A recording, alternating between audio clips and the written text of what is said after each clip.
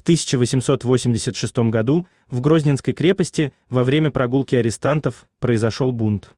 Во время одной из прогулок по огражденному двору Иски подскочил к часовому, ударил его медным чайником по голове, выхватил у растерявшегося тюремщика ружье и убил часового и караульного унтер-офицера. Давно замышлявшие побег, арестанты устремились к стене и, перемахнув через нее, а потом и через крепостной ров, что был за ней, бросились вплавь через реку Сунжу и скрылись в ближайшем лесу. Не успевших уйти от преследования схватили и загнали в камеры. Однако побег для многих удался, и среди них был Иски, его главный организатор и зачинщик.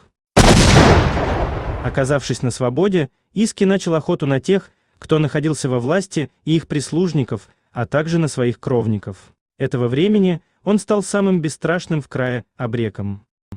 В числе многочисленных жертв Иски были адъютант генерала Скобелева, несколько офицеров и купцов.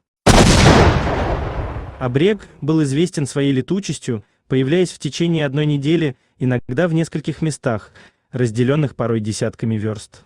Его жертвами становились люди разного достатка, вероисповедания и общественного положения.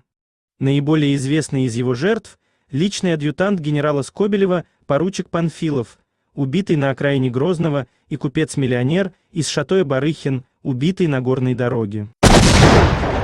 Начальник Грозненского округа, полковник Чекунов, устроил настоящую охоту за ним. Полковник объявил, что за каждого убитого абреком он лично будет убивать одного ближайшего родственника Иски.